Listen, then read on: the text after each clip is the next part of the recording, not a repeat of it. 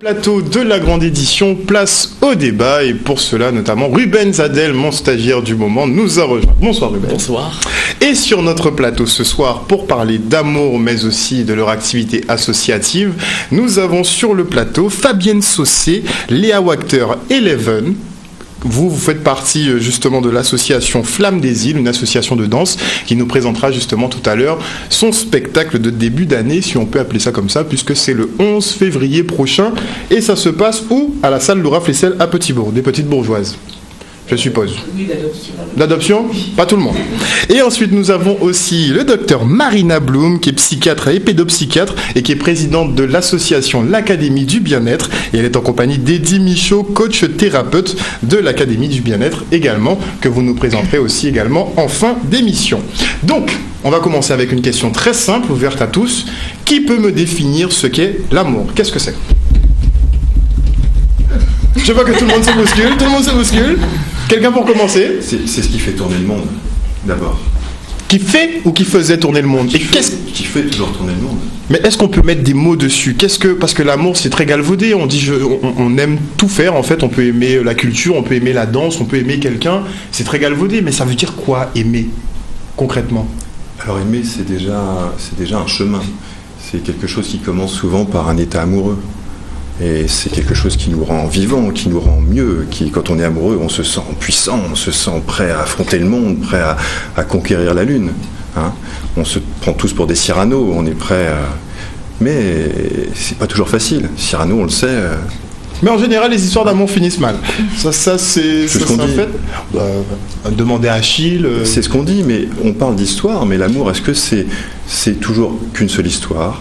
Est-ce que aujourd'hui, on sait que les gens vivent des histoires plurielles, ça ne veut pas dire en même temps, pas forcément, mais on vit des histoires d'amour, on n'en vit pas qu'une seule. Personne ne vit qu'une seule histoire d'amour, on le sait bien, peut-être qu'on le souhaiterait, mais c'est d'abord l'amour qu'il faut accueillir à bras ouverts. Est-ce que nous sommes disposés ces temps-ci? Je ne sais pas trop. Madame Saucé, alors, comment vous définissez l'amour? Selon moi, l'amour, il faut avoir un élan, déjà, un élan envers l'autre, un élan envers les autres, voilà. Et puis faire en sorte que ça dure, le temps que ça durera. Voilà. Ouais, c'est bien, j'aime bien le temps que ça durera, puisque on est assis sur des périodes, des contrats à durée très déterminée en ce moment. Donc bon. Alors, Eleven, notre jeune du plateau. Oui. Alors, c'est quoi l'amour? 2.0, 3.0, comme tu veux. Alors, l'amour pour moi, tout d'abord, c'est quelque chose que l'on vit très fort. Elle se base dans nos cœurs principalement. Elle doit venir naturellement. Elle peut partir comme elle peut venir, mais le but c'est qu'elle reste, bien évidemment. Et très franchement, c'est un grand mot. On peut aimer, comme vous avez dit, la danse. Comme moi, mon activité c'est la danse. Est-ce que tu aimes, une passion. Tu dis que tu aimes la danse? Oui, bien sûr, tout à fait. La danse c'est vraiment quelque chose que j'exprime en moi. Quand je danse, c'est tout à fait magique en fait. C'est quelque chose qui fait partie, j'ai même envie de dire, de ma culture personnelle.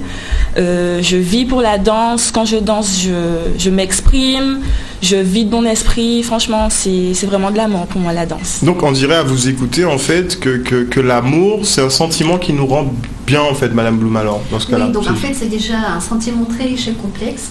Chaque personne a sa propre vision de l'amour. Nous, on est là plutôt psy, on explique qu'il existe plusieurs types de l'amour. Donc, amour, par exemple, fraternel, filial, c'est pas du tout comme amour érotique, n'est-ce pas? Amour passionnel. Est-ce que vous savez, par exemple, il y a des choses tristes aussi se passent par amour, que tous les à peu près 14-15 jours, il y a un homme qui est tué par sa femme. Ah oui. Et tous les c'est vrai qu'on a l'habitude de parler des femmes tuées par leur mari, voilà. Mais et pas... tous les 3-4 jours, c'est une femme qui est tuée par un homme. Encore plus fréquent. Par amour. Est-ce qu'on peut dire soi-disant par amour. Alors, souvent, c'est vrai qu'on va voir le psy parce que ça se passe mal, ça ne fonctionne pas, parce que quand on est amoureux et que tout se passe bien, pourquoi on va aller voir un psy? Non. Mais quand on souffre, quand l'amour devient souffrance, et surtout les séparations sont très difficiles ici, avec beaucoup de violence, on se sépare, on se remet ensemble, on se sépare. On se remet ensemble, Voilà. pas de 5-10 fois. Voilà, et donc en fait, les psy, on sert à ça aussi, on explique c'est quoi l'amour. Il y a des étapes dans l'amour, il y a un état amoureux. Est-ce que c'est l'amour, un véritable amour?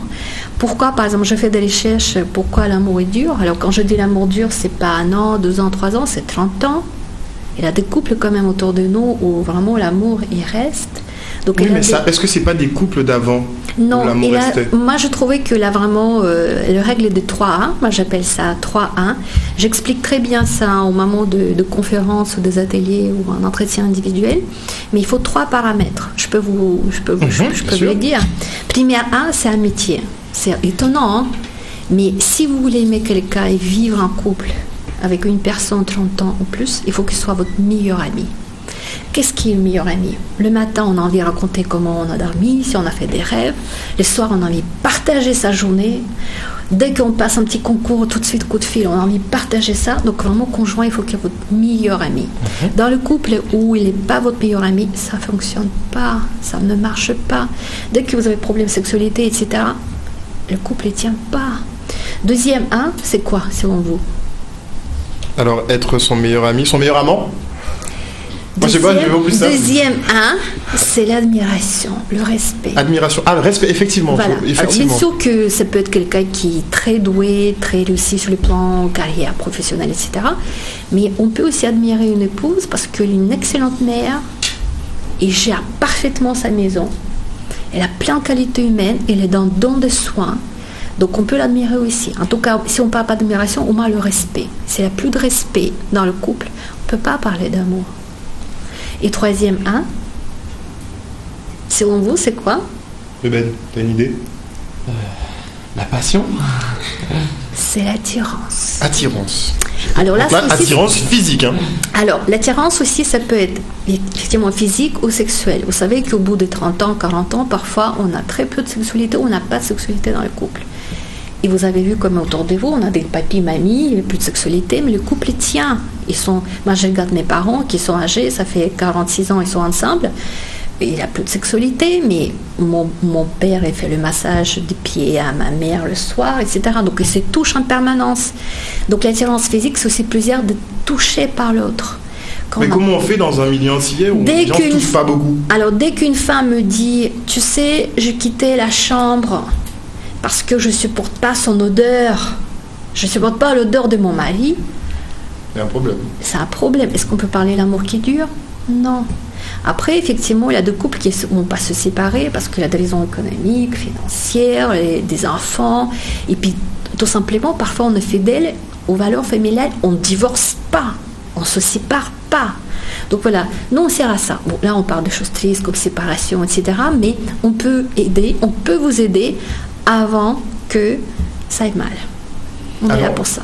Alors, à quel moment... T'as une question? Moi, oui. Alors, comment naître l'amour, alors? Comment naît l'amour? Comme on est, alors c'est un état magique. Hein. On parle d'alchimie aussi amoureuse, on parle d'attirance particulière.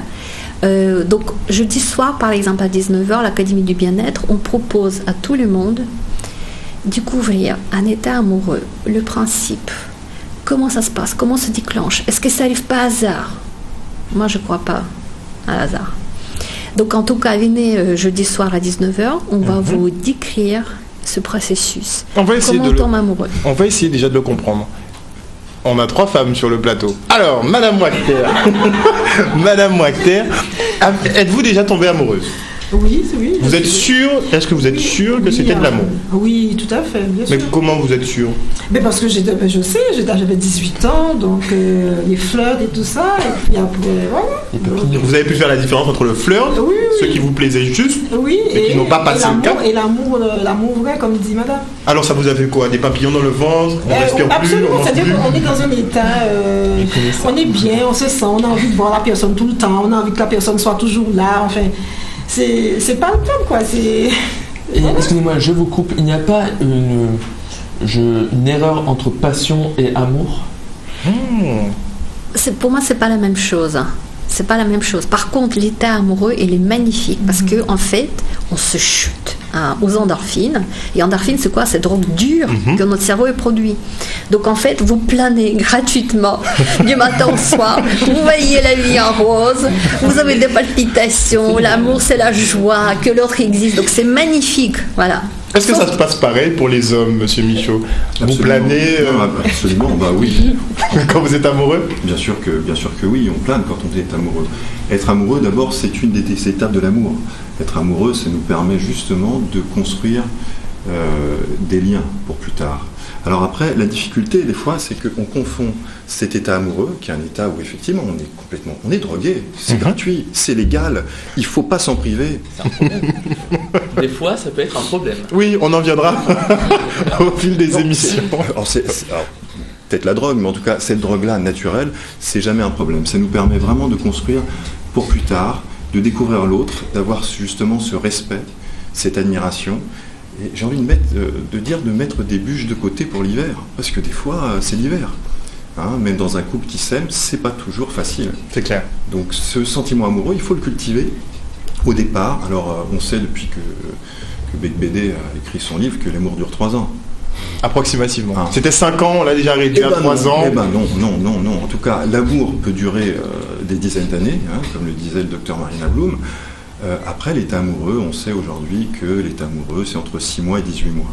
Mais ça n'empêche qu'on peut recultiver cet état. Là, on parlait d'endorphine. Il y a aussi l'ocytocine, qui est cette hormone de l'attachement, et qui simplement, une hormone qui nous pousse à nous attacher à quelqu'un. Bien sûr. Oh. Et cette hormone, elle a été trouvée donc chez les mamans, les mammifères. Quand le petit s'approche, ça provoque une montée d'ocytocine chez la mère, et elle s'attache à ce petit. Sans ça, elle ne s'attacherait pas à ce petit. Mais ça veut dire que là, si je prends le docteur Marina Bloom comme ça, dans mes bras, j'ai une montée d'ocytocine, et elle aussi.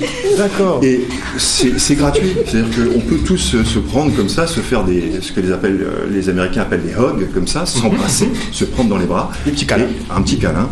Et ça entretient...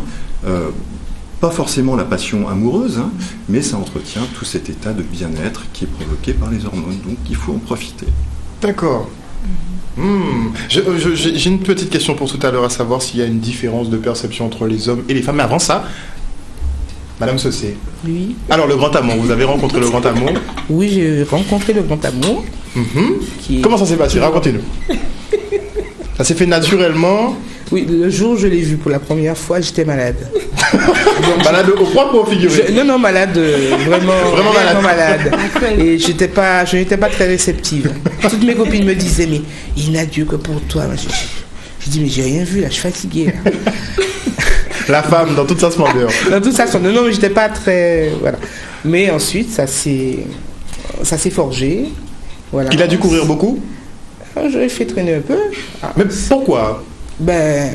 Si le sentiment est là, on sait, il était peut-être plus spontané chez lui que moi. Donc moi, il y a un petit travail qui s'est fait, et puis finalement à la longue, il a fini par m'avoir. Ah là là. Non mais c'était de bonne guerre. Donc justement, est-ce qu'il y a une différence entre la perception amoureuse chez l'homme et chez la femme? L'homme apparemment, nous on se pose pas de questions, dès qu'on est amoureux on fonce, on dit ce qu'on a à dire, mais les femmes quand même arrivent à garder un certain recul, et toujours, je vais pas dire jouer avec nos têtes, mais toujours arriver à mieux s'en sortir que nous finalement. Moi, je pense que c'est pas du tout vrai. Je trouve que c'est tout le contraire. Le couple que je raconte, c'est les femmes, ils s'attachent plus vite. Mais elles le montrent pas forcément. C'est jeu de séduction. On ne veut pas montrer qu'on est trop accessible tout de suite. Et puis c'est le plaisir justement, ce parade des séductions. Vous savez que le parade des séductions existe dans toutes les civilisations, même chez les animaux, dans toutes les tribus. Donc ça fait partie du jeu. Si on enlève le parade des séductions, déjà on enlève le plaisir d'état amoureux. Voilà. Par contre, non, je trouve que dans le cas des séparations, par exemple, les femmes, j'ai l'impression, ils viennent plus nous consulter parce que il a plus d'attachement, voilà. Mais après, bon, il dit ça, non, il va donner son point de vue. Pourquoi les femmes auraient plus d'attachement que nous? Alors, a priori, on pense toujours que les hommes sont plus, on va dire, volages. On ne parle pas d'infidélité, mais volages au moins dans l'attachement amoureux. Or, a priori, alors là, permettez-moi de vous dire le contraire. Allons-y. On parle chez l'homme d'un attachement, d'un sentiment amoureux un peu métallique. C'est-à-dire que c'est dur, c'est costaud, ça va durer assez longtemps. Voilà. Alors, je ne dis pas que c'est impossible qu'un homme regarde ailleurs. Hein. Des femmes en ont souffert. Voilà. Bon, on en a souffert aussi. Et on parle chez la femme d'un sentiment amoureux plus, on va dire, végétal. C'est-à-dire qu'il y a besoin de fleurir par moment. C'est-à-dire que des fois, ça se fane. Et là, on en est victime. Et donc, moi, à travers les couples que je reçois, j'ai ce sentiment-là, qu'effectivement, un homme peut continuer à être amoureux longtemps d'une femme. Là, on ne parle pas que de désir, hein, mais peut avoir des sentiments qui ressemblent à des sentiments amoureux, en tout cas, plus longtemps, souvent qu'une femme qui a besoin, j'ai envie de dire, comme une belle plante, qu'on lui apporte des nutriments, qu'on puisse entretenir l'amour, qu'on puisse... voilà. Et tandis que l'homme a moins besoin d'être nourri de sentiments amoureux. Donc on peut dire concrètement qu'on aime plus solidement que les femmes. Par contre, vous exprimez l'amour de différentes façons. Donc ça, j'explique aussi à mes clientes que souvent, les femmes, on attend des belles phrases, de jolis mots. Des démonstrations, des cadeaux. C'est l'anniversaire de mon mariage, je l'ai oublié, même plus. C'est souvent ça. Hein. Les hommes, ils montrent l'amour par des actions. Ils font les courses. Et je montrais que l'aime. Je lavais sa voiture, je montrais. Et quand on dit tu m'aimes, si je t'aime pas, pourquoi je serais là? Voilà, c'est preuve d'amour. On est efficace. Voilà. Et nous, il est là, il est devant son ordinateur, il fait plus attention à moi, il n'a plus de gestes tendres, il n'a plus de mots attentionnés, il m'aime plus, n'est-ce pas? Donc voilà. Donc en fait, parfois on explique que l'amour est toujours là, mais il a deux langages amoureux. Chez les hommes et chez les femmes, il faut savoir se comprendre. D'accord. Moi, ça a l'air plus compliqué qu'il n'y paraît. Hein. On va voir du côté des filles déjà tombées amoureuses, les mêmes. Alors, c'est vrai que je n'ai que 17 ans. Donc, se poser la question, est-ce que je suis déjà tombée amoureuse? C'est compliqué. Comme on l'a souvent dit, on peut se tromper entre la passion et l'amour. Pour ma part... tomber amoureuse, non, comment il s'appelle? Pense pas. Alors, droit au but. Tu le caches. Comment il s'appelle? Mais non, on va pas tomber dans les détails. Mais tout ça pour vous dire que à ce stade-là, on pense que tout est éphémère. Donc ça peut venir, comme ça peut partir, revenir un jour. Et c'est vraiment délicat en fait. Est-ce que tu arrives à te positionner un petit peu comme nos parents, nos grands-parents, et te dire effectivement je rencontrerai un homme et je pourrais faire toute ma vie avec lui, ou à l'heure d'aujourd'hui ça paraît un petit peu plus compliqué? Alors c'est-à-dire que pour le moment, avant, cette question-là me trottait dans la tête, mais je dois avouer que... Ces temps-ci, je me dis plutôt que ce qui arrivera, arrivera. Je ne dois pas prévenir à l'avance, sinon je n'aurai pas besoin de profiter de ce que j'ai déjà. Je préfère vivre l'instant présent avec la personne en ce moment et voir ce que la vie nous réserve en fait. On ne peut pas avoir un prénom? Non. Pas de dédicace pour lui? Non, pas du tout, mais non. D'accord, maman regarde. Bon. Il n'est pas encore officiel de la famille. Donc, est-ce que vous pensez que c'est une affaire d'époque, justement, qu'on en arrive à des conclusions comme ça, puisque ça paraissait évident à l'époque de se mettre avec quelqu'un et de finir ses jours avec. Donc, est-ce que c'est une question d'époque de se dire vraiment l'amour dure 3 ans et que les jeunes ont intégré le principe l'amour dure 3 ans? Non, alors encore une fois, il y a dans le sentiment amoureux, c'est de la biologie, c'est de la chimie, de l'alchimie même, j'ai envie de dire, parce que c'est un côté mystérieux, mais on sait vraiment que cette alchimie dure entre 6 mois et 18 mois. Par contre, l'amour, c'est autre chose. C'est ce fameux attachement qui fait qu'on construit des choses ensemble, qu'on a des projets ensemble. Et là, il y a effectivement toute une part qui est une part liée à la société, à l'environnement dans lequel on vit. À la fois à l'époque, mais aussi à l'environnement dans lequel on vit. On ne se comporte pas de la même manière, par exemple, en termes de fidélité ou d'infidélité, on ne se comporte pas de la même manière.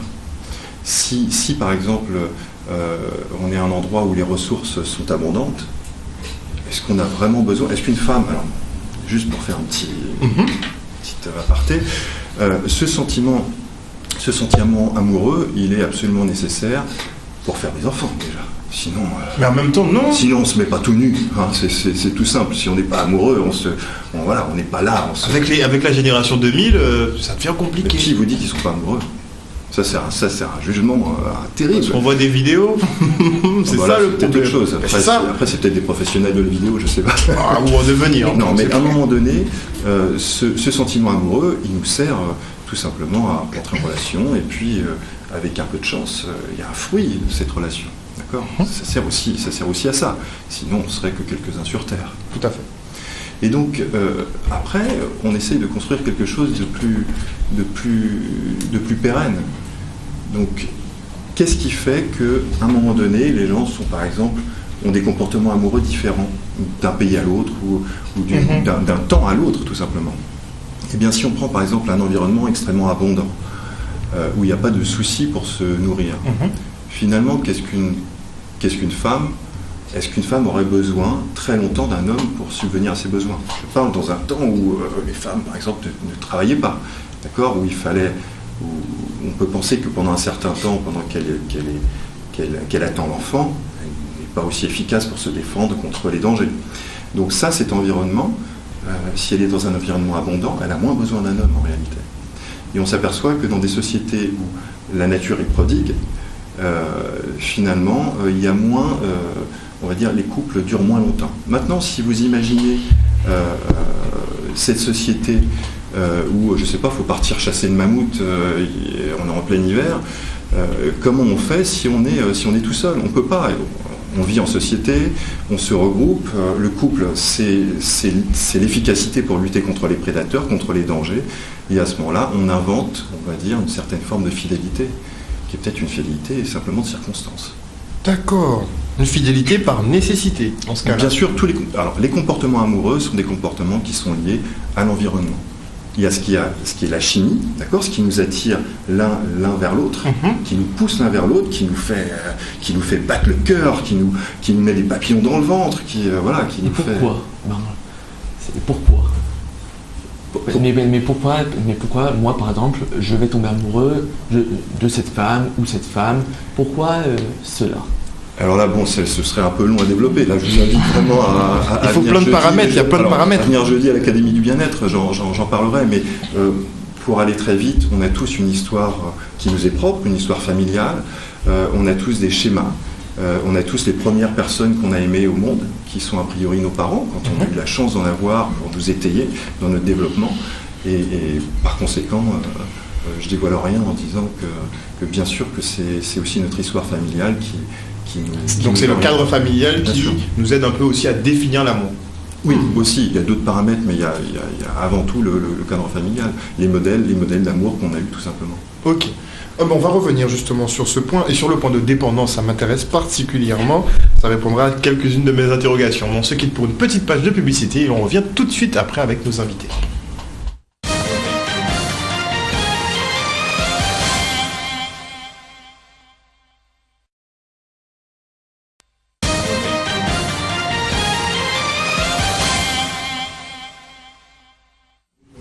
De retour sur le plateau de la grande édition, nous tentons toujours de définir ce qu'est l'amour. Et Ruben, justement, avait une petite question pour nos professionnels de l'Académie du Bien-être.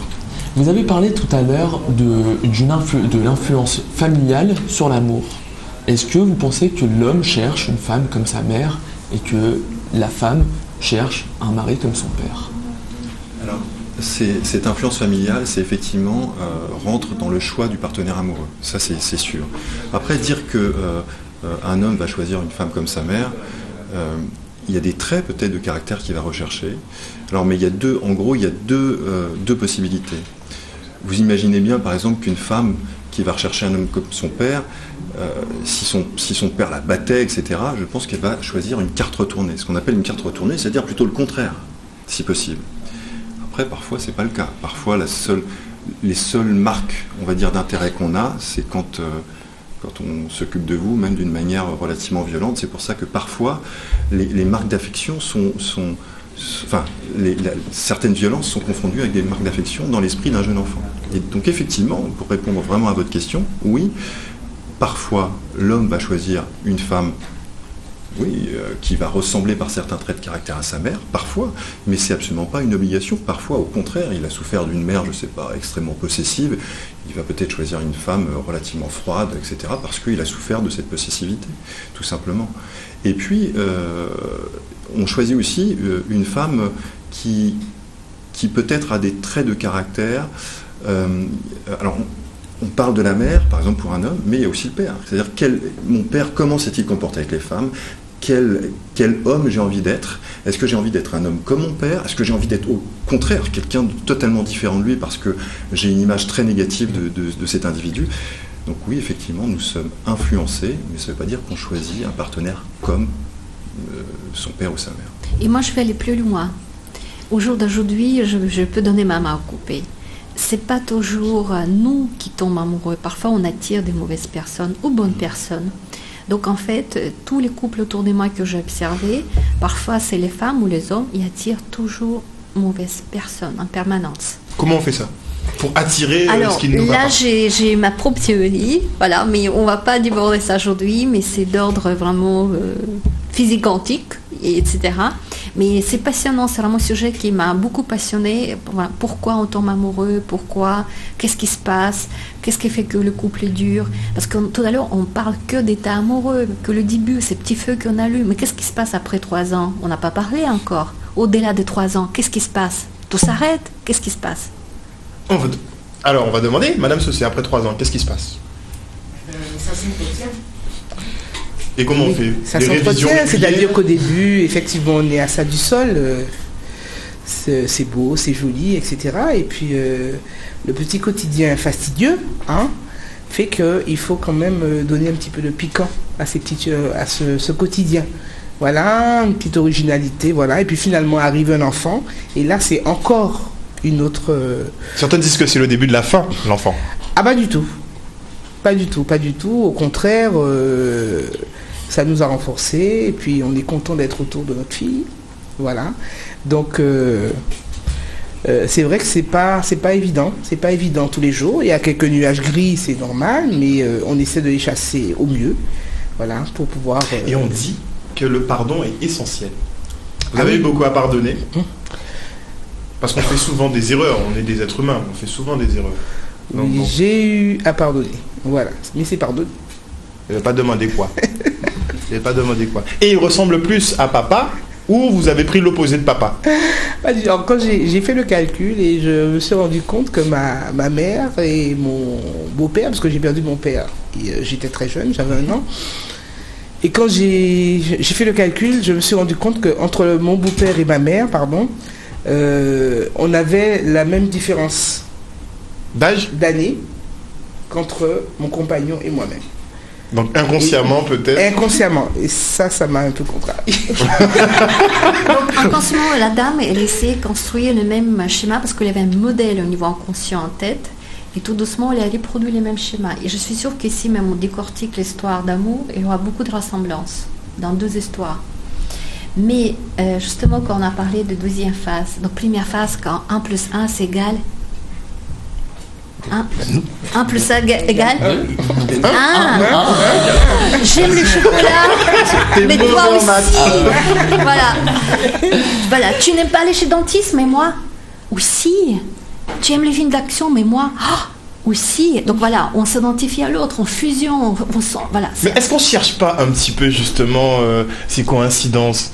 Mais non, oui, mais c'est magnifique, c'est un jeu. Et après, qu'est-ce qu'on découvre ? On s'ennuie. 1 + 1 égale 0. Non ? 2. 1. 3. Non, c'est égal 1 + 1. Parce que tout d'un coup, on découvre qu'il n'est pas si intelligent que ça. Il n'est pas si peut-être beau. Ici, on voit tous ses défauts, les qualités. Range mal sa chambre, il ne met pas la brosse à dents en bonne place. Et voilà, le problème, les toilettes, vous savez, les études qui sont faites aux États-Unis sur le nez de toilette, c'est quand même impressionnant, ça peut être source des divorces. Juste pour une lunette. Et donc, qu'est-ce qui se passe après ? À ce moment-là, je pense qu'il faut aller voir aussi des spécialistes. Oui, par exemple, vous êtes demandé déjà pourquoi, par exemple, votre compagne ne relève jamais la lunette des toilettes après qu'elle ait utilisé les toilettes. Mais s'il n'a jamais eu à le faire, bon. Parce que généralement, c'est un reproche qui voilà. dans l'autre sens, hein, généralement. Donc tout ça, chacun voit finalement les défauts de l'autre et on empile. Alors je ne sais pas si vous avez déjà essayé de desservir une table avec 2 assiettes. C'est facile. Si vous mettez 3 assiettes, ça va. Vous en mettez une douzaine, ça va encore. Mais si vous mettez 24 assiettes, la pile commence à bouger dans tous les sens. Et si vous en mettez une 25e, à un moment donné, il y a tout qui s'écroule. Et dans un couple, malheureusement, c'est parfois ça. Donc l'état amoureux, c'est comme une espèce de piège, de déni, puisque ça nous empêcherait de voir... Non, c'est une magnifique opportunité. Alors ça nous aveugle peut-être, mais c'est l'état d'illusion. Au début, oui. Mais après, quand vous rentrez dans les phases des conflits, nous, on sait qu'à peu près, dans le couple, il existe 8 sources de conflits. Donc, on peut les prévoir. Plus vous êtes différents, bon, on ne va pas rentrer dans les détails aujourd'hui, mais plus vous êtes différents, plus vous avez les chances de disputer, voilà. Donc, nos coachs sont là aussi pour vous aider à gérer au mieux vos conflits, pour vous comprendre, vous savez, comme médiateur, mais aussi changer l'attitude et le comportement. Parce que quand quelqu'un qui vient me voir, je dis, bon, les reproches qu'il fait, ça touche à son caractère, à sa personnalité. À 50 ans, je ne peux pas modifier sa personnalité. Par contre, là, ça touche à son attitude, à ses actions, à son comportement. Là, comme spécialiste, je peux travailler avec votre conjoint s'il est d'accord, s'il est motivé. Je vais essayer de changer son attitude, son comportement, améliorer la communication dans le couple. Et ça y est, l'amour va repartir. La question tout à l'heure aussi, est-ce qu'on peut faire renaître un état amoureux? Et ça, c'est possible. Il existe des techniques. En PNL, par exemple, il existe des techniques de boules de feu, etc. On peut faire revivre cette passion du début. C'est possible. Et donc, juste pour finir, après cette phase de conflit, bien sûr que parfois des stars s'arrêtent là. Hein. Donc, c'est 1 + 1 = 0. Donc le couple se sépare. Pareil, nous on peut aussi accompagner un couple dans cette séparation. Parfois c'est très difficile parce qu'il y a des enfants au milieu, parce qu'il y a des enjeux, il y a des biens communs. Parfois ça peut être une entreprise commune, etc. Donc on peut être aussi là pour aider au mieux conseiller, etc.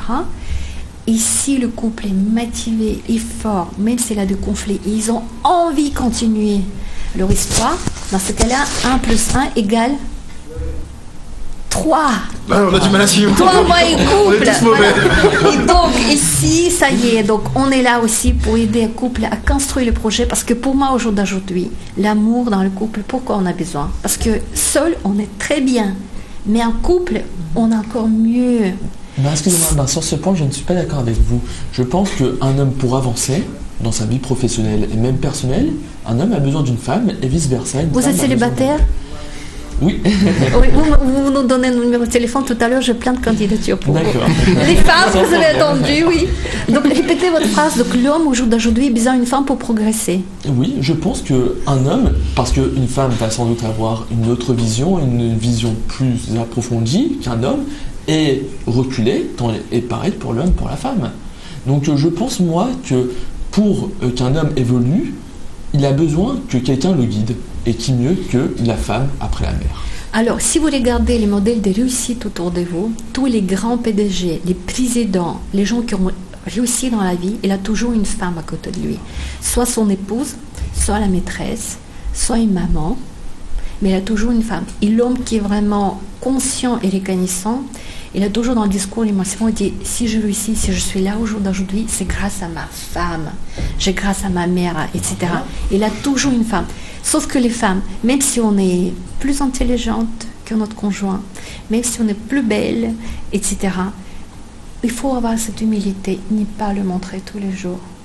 Il faut être assez maligne et osé pour garder votre homme, pour dire oui, mon chéri, parce que qu'est-ce que je vous ai dit, le premier secret de l'amour qui dure, il faut avoir l'admiration pour l'autre. Il faut admirer. Vous devez nous mentir, c'est pas juste. Quand votre mari rentre à la maison, montrez. Moi, je dis souvent aussi aux femmes qui viennent me consulter, je dis, vous avez une fille? Elle me dit oui. Vous avez observé comment la fille, elle accueille son papa quand elle rentre à la maison? Papa, c'est fait que, ah, mon papa, on est adoré. Moi, je regarde ma fille, c'est le meilleur modèle pour admirer un homme. Et vous avez vu comment les papounets avec leurs petites filles, quand on dit les filles, peuvent demander tout ce qu'ils veulent, ça passe toujours. Mais les femmes, adoptez cette attitude envers votre homme. Vous allez aussi avoir tout ce que vous voulez. Non. On refuse. Alors, qu'est-ce que vous en pensez justement, Madame Wachter, qu'un homme a nécessairement besoin d'une femme pour se développer, pour arriver dans la vie? Écoute, la question elle est posée. Donc, bon, à vrai dire, bon, pas spécialement, non, on va pas, non, pas spécialement. Il y a des hommes qui arrivent sans pour cela qu'il y ait de femmes à côté ou voilà. Donc sur cette question. Il y a des hommes quand même assez indépendants. Et il y a des femmes aussi indépendantes. Absolument. Là, ta génération, vous êtes très sur oui, self-made woman, on se débrouille toute seule. Les femmes, nous sommes plutôt indépendantes. Bon après, on va pas dire qu'on n'a pas besoin des hommes, hein. Ça c'est faux. Ah, vous le dites souvent. Besoin... Non, mais c'est-à-dire qu'on a toujours besoin d'une petite affection ou autre, vous voyez. Mais tout ce qui est professionnel, les femmes, enfin, je pense qu'on peut tout à fait se débrouiller seul. Mais vous avez besoin d'une petite affection. Et c'est dans ces moments-là qu'elles nous truandent alors. Quand les femmes ont besoin d'une affection, c'est pour ça qu'elles cèdent aux hommes. À ce moment-là. Alors, c'est pas forcément truandé, il faut pas le voir comme ça. Enjeu. C'est simplement un homme dans un couple, dans une relation, il a besoin souvent de trouver des solutions. C'est-à-dire dans un couple, on lui demande quelque chose, si on lui parle de quelque chose, si on lui en parle, c'est pour qu'il trouve une solution. Et donc, à partir du moment où on dit à un homme, on le valorise en lui disant merci pour ce que tu as fait, merci d'avoir fait ça, merci d'avoir fait... il est automatiquement valorisé, c'est-à-dire qu'il sert à quelque chose. Un homme veut servir à quelque chose. Il ne veut pas juste être là parce qu'il est beau, quoi. Aucun homme qui veut c'est super, il me trouve beau. Non, il faut qu'on le trouve utile, qu'on le trouve charismatique, qu'il ait besoin de lui. Un homme qu'on trouverait beau, etc., si on n'a pas besoin de lui, pourquoi il est là finalement ? C'est la manière de réfléchir d'un homme. Donc c'est pas truandé que pour une femme de dire simplement... C'est qu'on en a besoin aussi, les hommes en ont besoin aussi. On en a besoin et qu'une femme reconnaisse simplement merci pour ce que tu as fait, tu m'es utile, c'est un compliment incroyable pour un homme. On n'a pas forcément besoin de lui dire qu'il est beau, alors évitez de lui dire qu'il n'est pas beau. Mais si vous lui dites qu'il est utile, c'est sans doute le plus beau compliment qu'on puisse lui faire. Voilà. D'accord. Dernière petite question pour tout le monde. Est-ce que vous pensez que l'amour va subsister aux nouvelles technologies et aux nouvelles tendances ? On va commencer par toi, Lévan. Tiens, pour le coup. Le vrai amour, hein. On parle du vrai amour, qui part du coup de foudre. Donc l'état amoureux, ça dure pendant 18 mois et après on s'engage sur une relation, on meurt ensemble et on se fait enterrer ensemble. Oui, ça peut tout à fait être possible. Même avec les modifications. Tu vois, toi-même tu rigoles, c'est bon. On a la réponse à la question. Ça devient compliqué. Non, on peut, franchement, je pense qu'on peut y arriver s'il y a toutes les bases, c'est-à-dire la confiance, toujours la même passion, ça doit vraiment être solide entre deux. C'est comme un amour, non, c'est pas comme un amour maternel ou paternel, vu que ça naît au fur et à mesure à partir d'une personne que l'on connaît au fil du temps. Voilà, qu'on apprend à connaître. Et je pense que, pour moi, l'amour qui naît entre son conjoint, c'est tout d'abord l'amitié. Ça passe par l'amitié obligatoirement. Car on va pas souvent croiser quelqu'un et devenir tout de suite amoureux, voilà, lui je l'aime et tout. Le coup de foudre, c'est pas... Ouais, voilà, ça se passe pas comme ça. Moi personnellement, je crois pas trop aux coups de foudre. Je pense que les coups de foudre, c'est ceux qui n'arrivent pas à son terme. Tandis que l'amitié, ça commence et ça peut terminer et ça peut durer des années. Qui va relancer un autre débat de cette semaine justement, qui va arriver très bientôt. C'est le mythe entre l'amitié fille-garçon. On n'y croit pas trop, mais bon, on verra ça. Madame Wachter. Non, ça va. Vous n'avez pas l'appréciation sur la question. Madame Saucé, est-ce que vous pensez que l'amour continuera d'exister ? Je pense quand même. On en a besoin. Surtout maintenant. Oui, mais je pense que les nouvelles technologies ne vont pas altérer l'amour s'il y a confiance, s'il y a mais grande et la amitié. société, parce qu'il y a les nouvelles technologies, mais il y a toute la société qui est en pleine mutation. Vous, non ça... Là, oui, enfin, je pense qu'il y a une manière de percevoir l'amour par les jeunes qui est peut-être... si on peut appeler ça de l'amour, c'est l'amour un peu mouchoir jetable. N'est-ce pas ? Voilà. Donc, mais est-ce que ça s'appelle de l'amour ? C'est pas forcément. Pour eux, en tout cas, ça y ressemble. Même si oui, c'est pendant, ils disent que c'est ça, mais voilà. bon, c'est une nouvelle conception. l'amour consommation du fast-food. Ah ouais, mais vraiment amour Voilà. fast-food.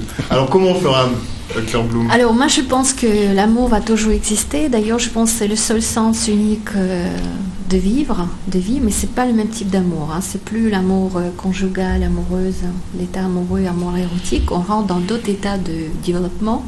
Quand on parle d'amour transcendantal, donc amour universel, amour inconditionnel.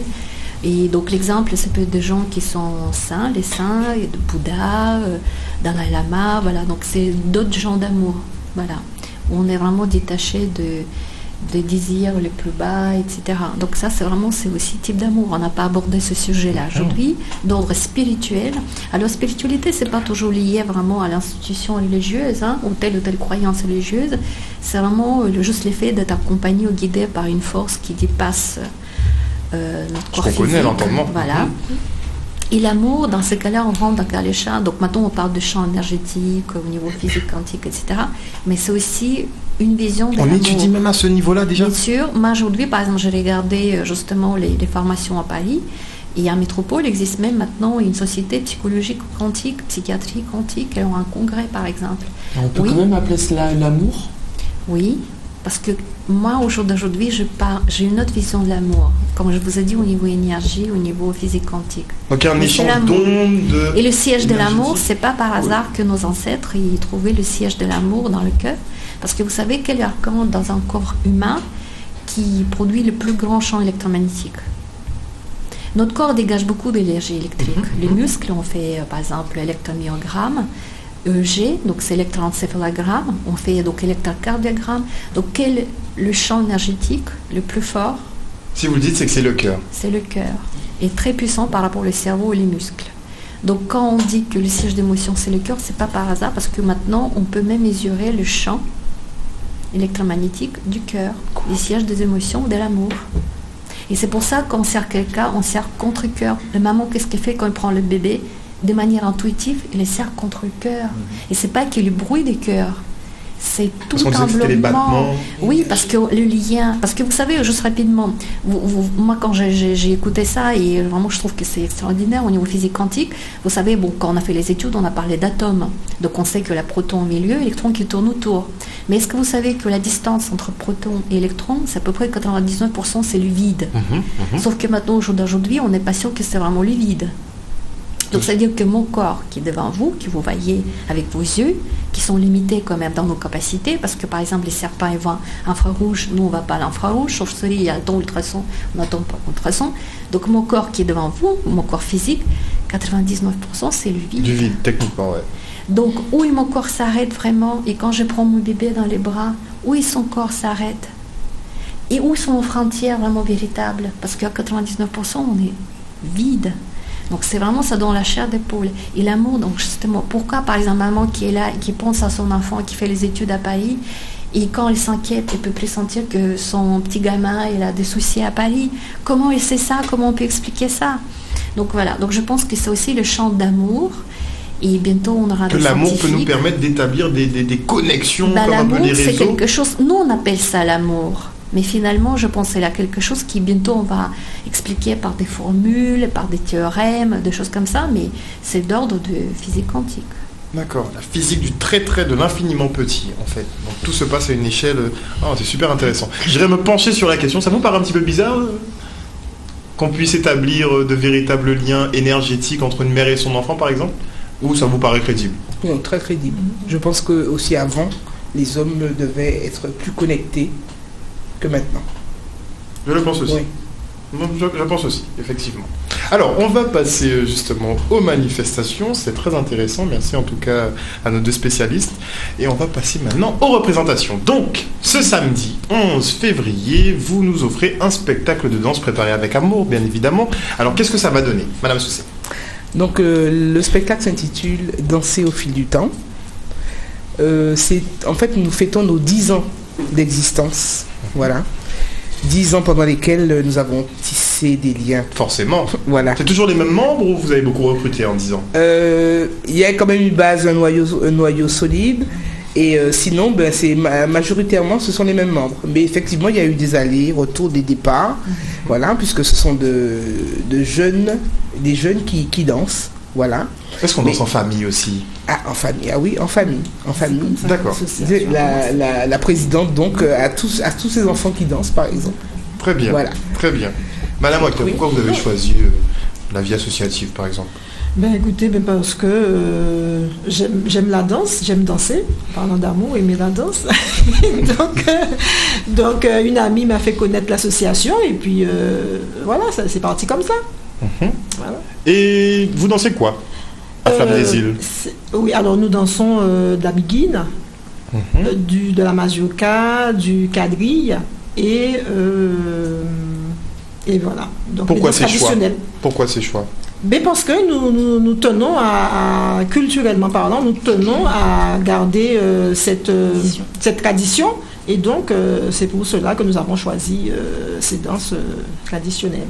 Alors, Leven, toi qui as 17 ans, s'orienter vers de la biguine, la mazurka, bon, c'est pas fréquent. En général, c'est plutôt les modernes, jazz, hip-hop. Oui, justement, c'est ce qui fait notre particularité. C'est vrai que de nos jours, il n'y a pas beaucoup de jeunes comme nous qui ont besoin forcément de s'intégrer à notre culture. Mais nous, on y tient vraiment parce qu'on veut vraiment représenter la Guadeloupe. D'où te vient cet amour de notre culture? Qui a du mal à se transmettre, il faut le dire. Alors, elle passe tout d'abord par la musique. On ressent franchement les différents tons, par exemple de la biguine, la mazurka, voilà, c'est... Mais tu as pris ton temps de les décrypter, sachant que bon, moi j'écoute de la biguine, bon. Oui, non, Pas mais selon les chorégraphies, parce qu'on fait quand même des chorégraphies assez modernes, ce sont pas des pas, c'est assez rythmé en fait. Les chorégraphies que l'on fait sont assez rythmées, ça nous met de l'enthousiasme. Voilà, on s'en rend pas compte, mais c'est vraiment énorme. Et on a beaucoup de chorégraphies, c'est vraiment bien. Franchement, c'est bien. Alors, comment va se passer le show? On aura 1 heure de spectacle non-stop, petite coupure, il y a à manger, pas à manger. Comment ça se passe? Alors, il est prévu 1h30 de spectacle. Voilà. Nous aurons quand même un petit bar avec aussi des hôtesses qui vont circuler pour en dansant, évidemment. pour pouvoir servir les gens à la demande. Voilà. Donc, c'est prévu au Palais des Sports Laura Flessel à 20h, samedi qui vient. Et un petit contact. Voilà. On va revenir après, toute fin pour les contacts. Et l'Académie du Bien-être qui nous donne rendez-vous donc ce jeudi. Pour l'atelier sur l'amour, le vendredi pour l'atelier sur donc défi pleine forme, l'atelier sur la nutrition, il y aura même mini cours de zumba, salsa, fitness. Ah, vous dansez aussi dans ce cas-là? Bien sûr, on en fait même l'école de séduction, on fait beaucoup de choses, donc ça s'appelle défi pleine forme, c'est le vendredi à 19h. Et surtout, on offre des bilans psychiques, bien-être psychique, bien-être physique gratuit. Donc, au numéro de téléphone, c'est 06 90, c'est mon portable. 07 09 29. 07 09 29 si vous voulez contacter justement l'Académie du Bien-être. Donc, jeudi, c'est sur l'amour. Et vendredi, c'est bien-être physique. Bien-être physique. Être en pleine forme, tout simplement. Et un petit numéro pour Flamme des Îles. Donc, non, mais je disais, on fait une invitation. Nous invitons tout le public, toute la population de la Guadeloupe à venir voir ce spectacle. Et nous ferons tout notre possible pour offrir un spectacle de qualité. Et si tout va bien, gagner les faveurs du public. Voilà. Donc un numéro de téléphone, le numéro est 06 90 46 51 et le 06 90 65 38 62. Et d'ailleurs, vous aurez comme invité Henri Louis. Tout à fait. Apparemment spécialiste de biguine. Absolument. Nickel. Voilà. Donc rendez-vous ce samedi à Laura Flessel à 20h précise. Tout à fait. Merci en tout cas à vous tous d'avoir participé à ce débat qui était, je dois le dire, assez intéressant, mais ça me pose encore plus d'interrogations. Donc comme je vous l'avais annoncé, chers téléspectateurs, toute la semaine nous allons parler d'amour, n'est-ce pas?